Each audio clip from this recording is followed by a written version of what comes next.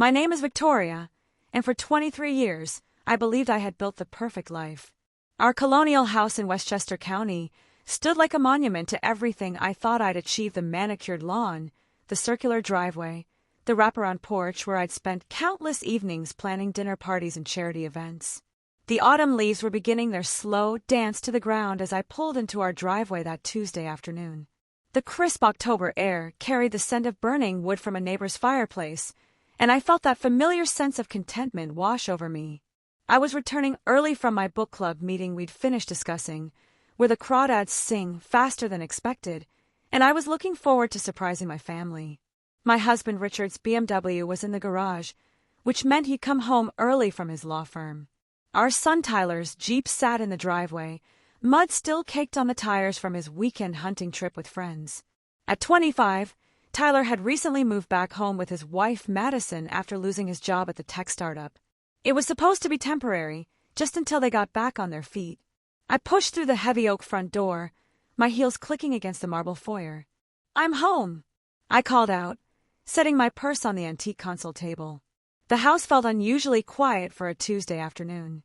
Usually, I'd hear the television from Richard's study or Madison's laughter echoing from the kitchen where she often spent time with our housekeeper, Carmen. Carmen had been with us for 3 years now. She was a petite woman in her late 20s, originally from El Salvador, with expressive brown eyes and a quiet efficiency that had made her indispensable to our household. She spoke English with a soft accent that Richard always said he found charming, though I'd never paid much attention to his comment before. I walked through the living room, noting how perfectly Carmen had arranged the throw pillows on our cream-colored sofa. Fresh flowers sat in the crystal vase on the coffee table, white lilies that she must have picked up from the farmer's market. Everything was in its place, exactly as I liked it. "Richard," I called toward his study. No answer. I checked the kitchen, expecting to find someone preparing dinner, but it was empty except for the lingering scent of the vanilla candles Carmen always lit during her afternoon cleaning routine. I climbed the carpeted stairs, my hand gliding along the polished banister. Our house felt bigger when it was quiet like this, the silence almost echoing off the high ceilings. I could hear the distant hum of the central air system, the tick of the grandfather clock in the hallway. "Tyler, Madison," I called softly, not wanting to wake anyone if they were napping. Young couples needed their rest, I told myself.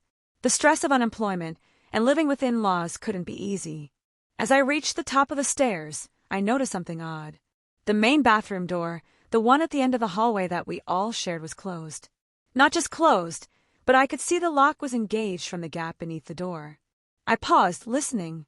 I could hear voices inside, low and muffled, but definitely 2 people talking. I glanced at my watch, 3:47 p.m. I'd been gone since noon. I stood there for a moment, uncertain. It wasn't unusual for someone to use the bathroom, of course, but the voices made me curious. Maybe Tyler and Madison were having one of their heart-to-heart conversations. They'd been under so much stress lately, and I'd noticed Madison seemed particularly withdrawn the past few weeks. I decided to go to my bedroom and change out of my book club outfit, a navy blazer and pearls that suddenly felt too formal for a quiet afternoon at home. My room was at the opposite end of the hall, and as I walked past the bathroom door again, I could still hear the murmur of conversation inside. In my bedroom, I slipped out of my heels and rubbed my feet against the plush carpet. Through the window, I could see our neighbor Mrs. Patterson walking her golden retriever across the street. Everything looked so normal, so peaceful. The late afternoon sun cast long shadows across our backyard, highlighting the oak tree where Tyler used to have his tree fort as a boy. I changed into comfortable jeans and a cashmere sweater, then brushed my blonde hair back into a ponytail. In the mirror, I caught sight of the family photo on my dresser, all of us at Tyler's wedding 2 years ago. Richard looked distinguished in his charcoal suit, his salt and pepper hair perfectly styled. Tyler, tall and broad-shouldered like his father, beaming next to Madison in her flowing white dress. And me, standing proudly beside them all, the picture of maternal satisfaction. I was about to head downstairs to start dinner when I realized the bathroom door was still closed. I checked my watch again, 4:32 p.m. 45 minutes. That was unusual. I walked back down the hallway, my socked feet silent on the hardwood floor. As I got closer to the bathroom door, I could still hear voices hushed, but definitely there. And then I heard something that made my blood run cold. It was laughter. Soft, intimate laughter. The kind that passes between two people sharing a secret.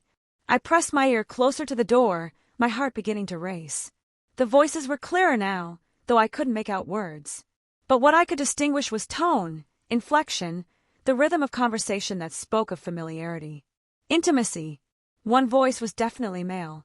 The other, female. I stood in that hallway, my hand frozen on the doorframe, as my perfect world began to crack around the edges.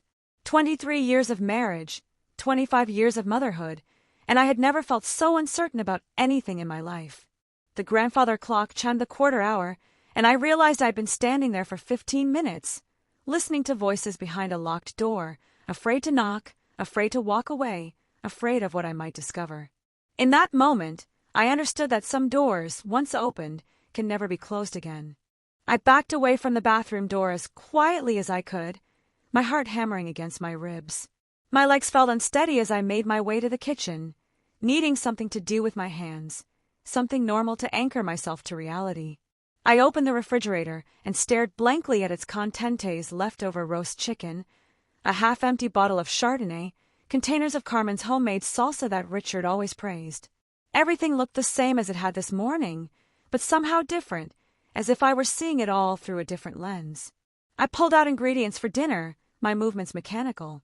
Pasta. I would make pasta. Something simple, something that didn't require too much thought.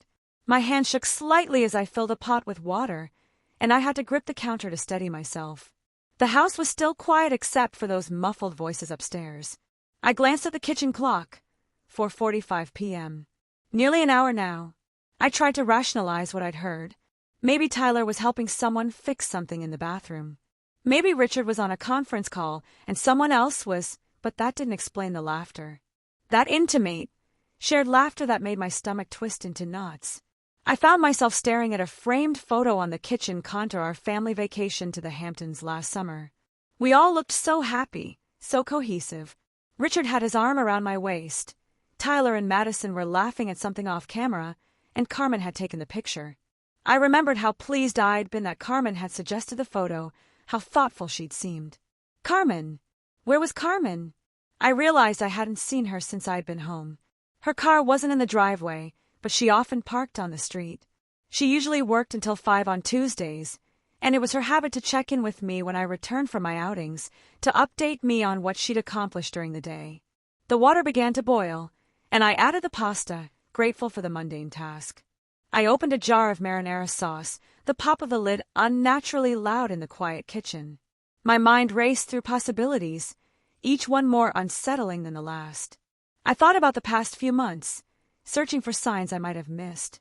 Richard had been working late more often, but he was up for partner at his firm. That was normal, wasn't it? He'd been more attentive to his appearance lately, buying new cologne, getting his hair cut more frequently. I'd been pleased, thinking he was taking better care of himself. And Tyler had seemed distant since moving back home. I'd attributed it to the stress of unemployment, the blow to his pride of having to live with his parents again. Madison had been quiet too, spending more time alone in their room, often saying she had a headache when I suggested family activities. The pasta timer buzzed, jolting me back to the present. I drained the noodles, my movements still automatic, still trying to make sense of what I'd heard upstairs. That's when I heard footsteps on the stairs. I froze, holding the colander of steaming pasta, listening as someone descended the staircase. The footsteps were slow, casual, as if whoever it was had all the time in the world. I heard the creak of the third step from the bottom, the one that always groaned under weight. A moment later, Carmen appeared in the kitchen doorway. "Oh, Mrs. Victoria," she said, her voice perfectly normal, that soft accent I'd grown accustomed to over the years. "I didn't hear you come home." She looked exactly as she always did, her dark hair pulled back in a neat ponytail, her white polo shirt and khaki pants pristine, her brown eyes meeting mine with their usual polite attention. But something was different. There was a glow about her, a lightness in her step that I'd never noticed before. "I came home early," I managed, my voice sounding strange to my own ears. "The book club finished sooner than expected." "That's nice," Carmen said, moving to the sink to wash her hands. I was just finishing upstairs. The bathroom needed extra attention today, the tile grout, you know? It takes time to scrub properly. The bathroom. I felt my face flush, and I turned back to the stove to hide my expression. Where is everyone? I asked, trying to keep my voice casual. Mr. Richard is in his study, I think. And Tyler and Madison went out about an hour ago. Madison said something about looking at apartments. My mind reeled. If Tyler and Madison had left an hour ago, then who had been in the bathroom with Carmen? The answer seemed obvious, but I couldn't quite bring myself to acknowledge it. I should go, Carmen continued, glancing at the clock on the microwave. Miguel is picking me up today. His car is in the shop. I nodded, not trusting myself to speak. Carmen gathered her purse from the counter, the same worn leather bag she carried every day. Everything about her seemed normal, routine, unchanged. Except for that glow, that almost imperceptible smile that seemed to linger at the corners of her mouth. The dinner smells wonderful, she said as she headed toward the back door. Have a good evening, Mrs. Victoria. And then she was gone, leaving me standing in my kitchen with a pot of pasta and a growing certainty that my life was not what I thought it was. I heard Richard's study door open down the hall, followed by his familiar footsteps approaching the kitchen. I'd busied myself with the sauce, stirring it with more attention than it required. Smells good in here, Richard said as he entered the kitchen, and I turned to look at my husband of 23 years. He looked exactly as he always did when he came home from work, his tie loosened, his shirt sleeves rolled up, his hair slightly mussed from running his hands through it. But like Carmen, there was something different. A relaxed quality to his posture, a contentment in his expression that I'd rarely seen lately. I came home early, I said, the same words I'd spoken to Carmen. Good for you, Richard replied, opening the refrigerator and pulling out a beer. You work too hard with all those committees and book clubs. He twisted off the cap and took a long drink, then leaned against the counter, watching me stir the sauce. We stood there in comfortable silence, the way we had thousands of times over the years. But now the silence felt loaded, heavy with unspoken questions. How was your day? I asked finally. Oh, you know, same old thing. Client meetings, paperwork. I did come home early to take care of some things around the house. He gestured vaguely upward. Fixed that dripping faucet in the main bathroom. Carmen mentioned it was bothering her while she cleaned. The main bathroom, where I'd heard voices for 45 minutes. That was thoughtful of you, I managed. Richard smiled, and for a moment, he looked like the man I'd fallen in love with in college, younger, more carefree. Carmen works so hard for us. The least I can do is make sure everything's in working order for her. Carmen. He said her name with a warmth that made something cold settle in the pit of my stomach. Where are Tyler and Madison? I asked, changing the subject. Apartment hunting, I think. Madison seemed excited about it. Said they might have found a place they could afford. I nodded, focusing on setting the table, trying to process everything I'd observed. The locked bathroom door, the voices, Carmen's glow, Richard's relaxed demeanor. The pieces of a puzzle I didn't want to solve. As we sat down to dinner, just the two of us at our large dining room table, I realized that this might be the beginning of the end of everything I'd spent 2 decades building. The perfect house, the perfect marriage, the perfect family. But perfection, I was learning, was often just an illusion. And illusions, no matter how carefully maintained, always eventually shatter. The question was, what would be left when the pieces finally fell? I couldn't sleep that night. I lay beside Richard, listening to his steady breathing, watching the shadows from passing cars play across our bedroom ceiling. He'd fallen asleep easily, almost immediately after his head hit the pillow, the sleep of someone with a clear conscience, or perhaps someone who'd exhausted himself in ways I was only beginning to suspect. Every time I closed my eyes, I heard that laughter from behind the bathroom door. Intimate, secretive, satisfied. I'd been married long enough to recognize the sound of 2 people sharing something they shouldn't be sharing. At 3 a.m., I gave up trying to sleep and slipped out of bed. Richard didn't stir as I padded downstairs in my robe and slippers. The house felt different in the darkness, larger somehow, full of corners and shadows that seemed to hide secrets. I made myself tea and sat at the kitchen table, staring out at our backyard through the sliding glass doors. The motion sensor light had activated when a raccoon wandered across the patio, and in its harsh glare, everything looked stark and unfamiliar. I thought about Carmen. Really thought about her, maybe for the first time since she'd started working for us. She was beautiful, I could admit that now. Not in an obvious way, but in a quiet, understated manner that grew on you. Her smile was genuine, her laugh musical. She had a grace about her, a way of moving through our house that was both respectful and confident. And she was young, 28 to my 51. I tried to remember when I'd first noticed Richard paying attention to her. It hadn't been obvious Richard was too smart for that. But thinking back, I could recall small moments. The way he always made sure to greet her when he came home. How he'd started asking her opinion about things around the house. The way he'd begun working from home more often on days when she was here. Had I been willfully blind, or just trusting? The next morning brought no clarity, only more questions. Richard left for work at his usual time, kissing my cheek in the same perfunctory way he had for years. Tyler and Madison emerged from their room, looking haggard. Tyler heading out for another job interview. Madison saying she had errands to run. Carmen arrived at 9, exactly on time as always. She greeted me with her usual polite smile, asked about my evening, and began her routine. I found myself watching her more carefully than I ever had before, looking for signs of what? Guilt. Satisfaction. Some indication that she was sleeping with my husband, but Carmen was the same as always, efficient, pleasant, professional. If she was harboring a secret, she was remarkably good at hiding it. I decided to work in my home office that day, partly to catch up on correspondence for the charity board I chaired, but mostly to observe the rhythm of the house. From my desk, I could hear Carmen moving through her routine, vacuuming the living room, cleaning the bathrooms, doing laundry. Around 11, I heard Richard's car in the driveway. This was unusual. Richard rarely came home during the workday, unless he was sick or had forgotten something important. I listened as his key turned in the front door, heard his voice calling out a greeting not to me, but apparently to Carmen. "Just need to grab some files from my study," he said, his voice carrying easily through the house. But 15 minutes passed, then 20, and I could hear them talking in the kitchen. Their voices were too low for me to make out words, but the tone was familiar, comfortable. The way people talk when they know each other well. I crept to my office door and opened it slightly. I could hear Carmen's laughter, the same laughter I'd heard yesterday behind the bathroom door. Light, musical, intimate. My hands clenched into fists at my sides. 25 minutes after arriving, Richard called out, "See you later, Carmen. Thanks for the coffee." The front door closed, and his BMW pulled out of the driveway.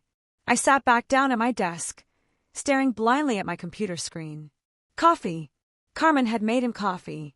In all the years she'd worked for us, I'd never known her to make coffee for Richard during his workday. That afternoon, I made a decision that would have seemed unthinkable to me just days before. I decided to spy on my own family. I told Carmen I was going to my yoga class, as I did every Wednesday afternoon. Instead, I drove around the block and parked at the end of our street, where I could see our house but remain hidden behind a neighbor's hedge. I felt ridiculous sitting there in my car, like something out of a bad movie. But I couldn't shake the feeling that the only way to know the truth was to catch it in action. I didn't have to wait long. At 2:30, Richard's BMW turned into our driveway. He parked in the garage, as always, but instead of the quick visit he'd made that morning, he seemed to be settling in for a longer stay. My heart hammered as I watched our house, looking for signs of what was happening inside. The windows gave away. Nothing. Richard had always preferred our privacy, keeping the curtains drawn during the day. At 3:15, Tyler's Jeep pulled up. I watched my son get out and walk to the front door, letting himself in with his key. And that's when everything changed. Because at 3:45, exactly 45 minutes after Tyler had entered the house, I saw something that made my world tilt on its axis. The front door opened, and Tyler walked out first. He was smiling, really smiling, in a way I hadn't seen since before he'd lost his job. Behind him, a moment later, came Carmen. She was also smiling, that same satisfied, glowing expression I'd noticed the day before.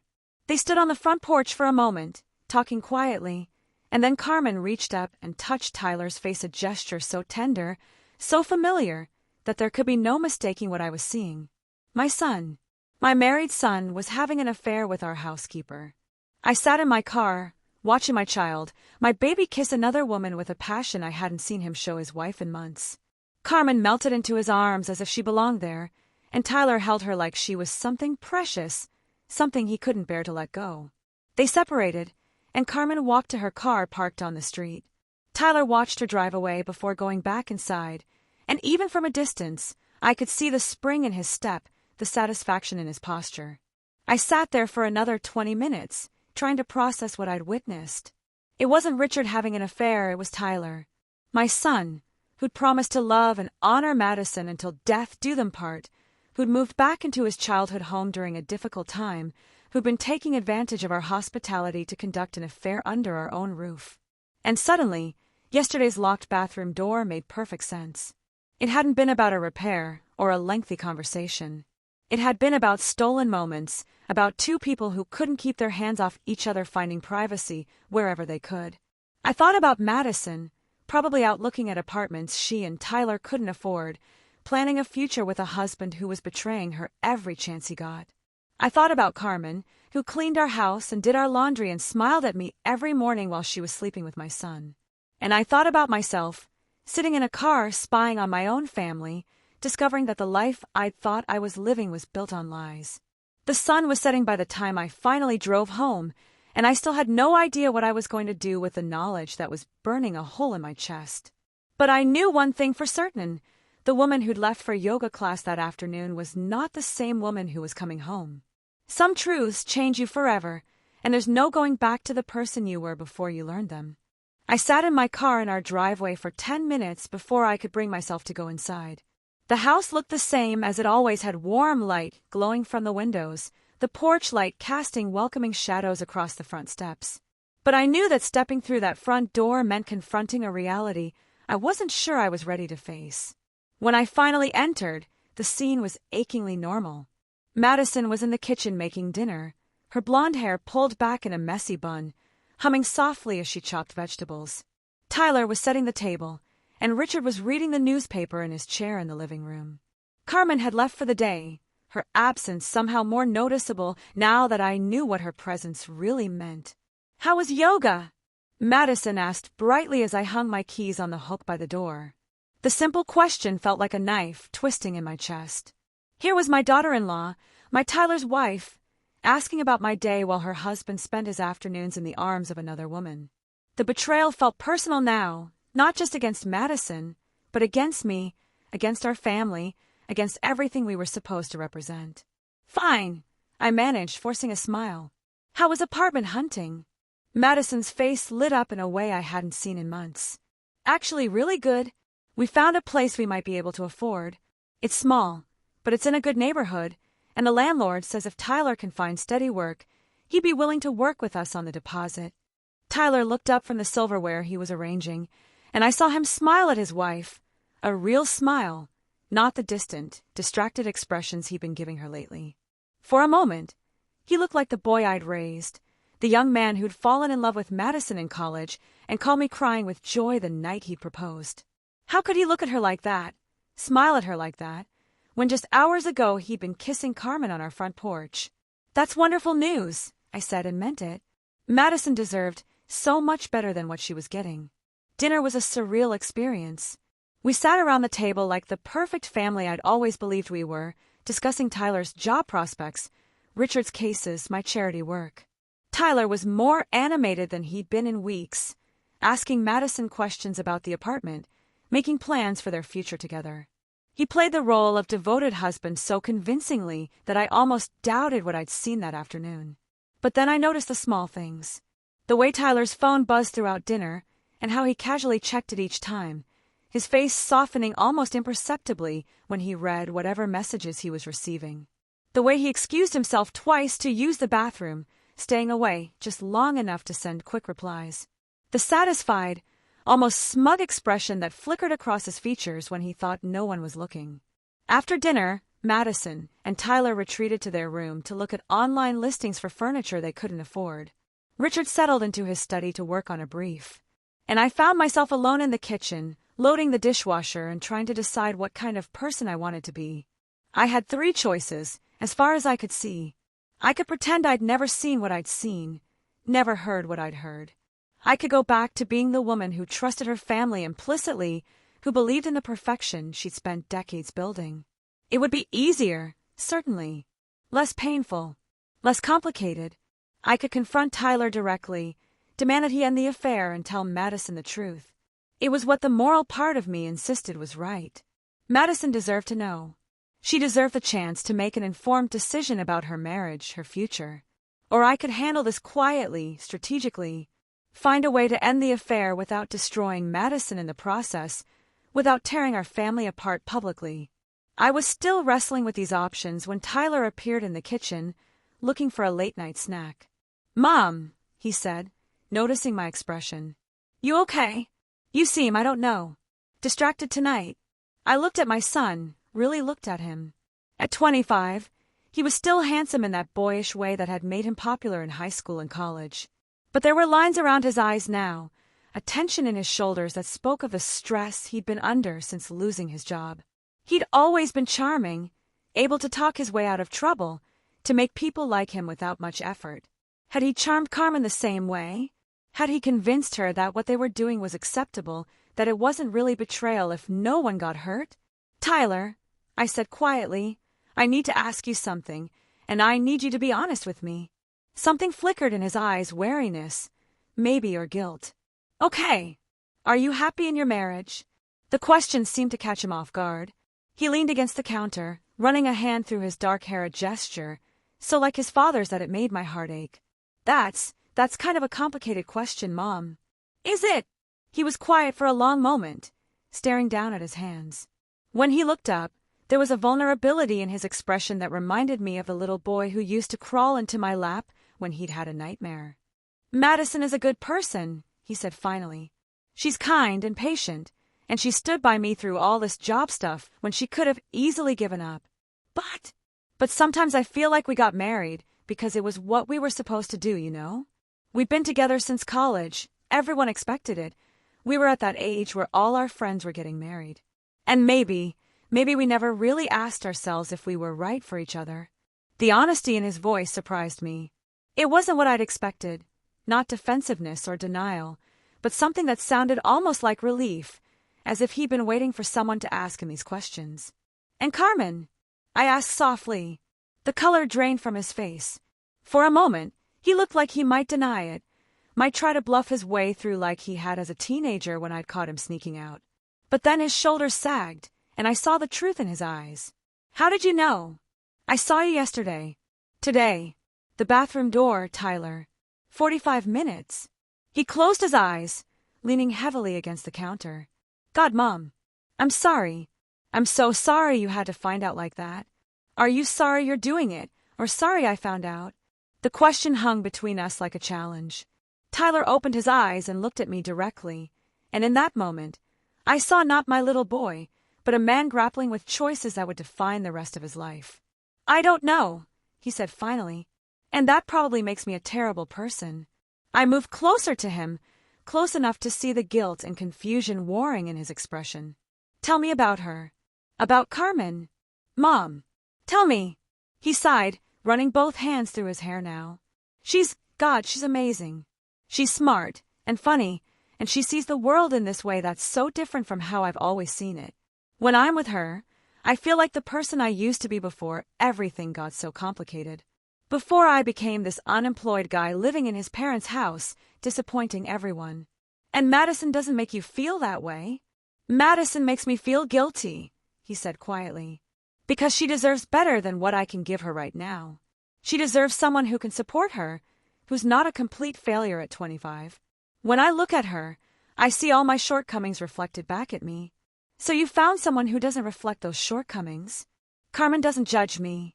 She doesn't care that I lost my job or that I'm living with my parents. She likes me for who I am, not who I used to be or who I might become." I understood then what I was really dealing with. This wasn't just physical attraction or a momentary lapse in judgment. Tyler had feelings for Carmen, real feelings that were competing with his obligations to Madison. "What are you going to do?" I asked. "I don't know. I keep telling myself I need to end it, that it's not fair to Madison, that it's not fair to Carmen either." But then I see her, and I think about how empty everything feels when she's not around, and I can't bring myself to do it. We stood in silence for a moment, mother and son, both of us trying to navigate a situation that had no easy answers. "Tyler," I said finally, "Madison knows something's wrong. She may not know what, but she knows. Women always know." He nodded miserably. "I've tried to be normal around her, but you're right. She keeps asking if I'm okay, if there's something bothering me. She loves you." "I know. That's what makes this so much worse." I thought about Madison upstairs, probably looking at Pinterest boards for apartment decorating ideas, planning a future with a husband who was falling in love with someone else. I thought about Carmen, who would arrive tomorrow morning to clean our house and smile at me while harboring a secret that could destroy my family. "You have to make a choice," I told Tyler. "Not making a choice, making a choice you're choosing to keep hurting Madison, to keep lying to her, to keep Carmen in an impossible situation." "What would you do?" he asked. "If you were me." I looked at my son, this young man I'd raised to be honest and kind and responsible, and I realized that despite everything, I still loved him. He'd made terrible choices. Yes, but he was still my child, still someone who was struggling with problems that felt larger than himself. "I would tell Madison the truth," I said, "because she deserves to make her own decisions based on reality, not on lies. And because living a lie will poison everything, eventually your marriage, your relationship with Carmen, your relationship with yourself." Tyler nodded slowly. "And if she leaves me, then you'll have to live with the consequences of your choices. But at least she'll be free to find someone who can love her the way she deserves to be loved." "And Carmen?" That was the question I'd been dreading. Because I knew that if Tyler told Madison the truth, Carmen would have to go. I couldn't have her in my house anymore, couldn't pretend that nothing had happened, couldn't watch my daughter-in-law be betrayed by someone we trusted. "Carmen will have to find another job," I said quietly. Tyler's face crumpled. "She needs this job, Mom. She's sending money back to her family in El Salvador. If she loses this job, that's not your responsibility, Tyler. And it's not mine either. Actions have consequences." He nodded again, tears forming in his eyes. "I've really screwed everything up, haven't I?" I reached out and touched his face, the same gesture I'd seen Carmen make that afternoon, but differente, maternal, forgiving, sad. "Everyone makes mistakes," I said. "The question is what you do next." As I went to bed that night, I realized that tomorrow would bring changes I couldn't control. Tyler would have to make his choice, and Madison would have to make hers, and I would have to figure out how to hold my family together while it fell apart. But for the first time in days, I felt like I could sleep. Because the truth, however painful, was finally out in the open where it belonged. And sometimes, that's the only place healing can begin. 6 months later, the moving truck pulled away from our driveway on a crisp April morning, taking with it the last remnants of Tyler and Madison's marriage. I stood at the kitchen window, watching Madison's Honda Civic follow behind it, her car packed with the personal belongings that hadn't fit in the truck. She'd found an apartment across town, a small one-bedroom that she could afford on her teacher's salary. It wasn't much, but it was hers, and when she'd signed the lease, I'd seen something in her eyes I hadn't seen in months. Hope. The conversation Tyler and I had that night in the kitchen had been the catalyst for everything that followed. It had taken him 3 more weeks to find the courage to tell Madison the truth, 3 weeks during which I'd watched her grow increasingly suspicious and unhappy. When he finally confessed, she'd surprised all of us with her reaction. She hadn't screamed or thrown things or demanded immediate answers. Instead, she sat quietly at our dining room table, nodding slowly as Tyler stumbled through his explanation, tears streaming down her face, but her voice steady when she finally spoke. "I've known something was wrong for months," she'd said. "I kept thinking it was the stress of the job situation, the pressure of living here, but deep down I knew it was more than that. Part of me is almost relieved to finally understand what I was fighting against." She'd asked practical questions, then about finances, about the apartment they'd been planning to rent together, about how they would divide their few possessions. She'd been more mature in that moment than Tyler had been in months. The divorce had been quick and uncontested. Madison had asked for very little, just her personal belongings, and half of their meager savings account. She'd even insisted on paying for her own lawyer, not wanting to feel beholden to anyone in our family. Tyler had moved out 2 weeks ago, finding a small studio apartment near downtown. He tried to maintain his relationship with Carmen after the truth came out, but the reality of the situation had proven too complicated. Carmen had quit the day after Madison learned about the affair, despite my offer to let her stay and work through the awkwardness. She'd found another position with a family in the next town over, and Tyler had seen her only once since then, a coffee meeting that had ended with both of them in tears, acknowledging that their relationship had been built on secrecy and couldn't survive in the light of day. Richard and I had spent hours talking through everything that had happened, dissecting our roles as parents, questioning whether we'd missed signs or failed Tyler in some fundamental way. Our marriage had actually grown stronger through the crisis, united as we were in our grief over our son's choices and our determination to support Madison through her transition. The doorbell rang, interrupting my thoughts. I opened it to find Madison standing on the porch, holding a small potted plant. "I wanted to say goodbye properly," she said, offering me a tentative smile. "And to thank you. Thank me. For not taking sides. For not making me feel like the outsider in this family, even after everything fell apart." I hugged her then, this young woman who'd been my daughter-in-law for 2 years and who I'd grown to love as my own child. She felt fragile in my arms, but also stronger somehow than she'd been when she was married to Tyler. "You'll always be family to me," I told her and meant it. "I brought you this," she said, holding out the plant. "It's a peace lily. The woman at the nursery said they're supposed to represent new beginnings." We stood there for a moment, two women who'd been through the wreckage of a family crisis and come out the other side changed but not broken. "Are you happy?" I asked her. Madison considered the question seriously, the same way she'd always approached difficult topics. "I'm not happy yet," she said finally, "but I think I'm going to be. For the first time in months, I feel like I can breathe again.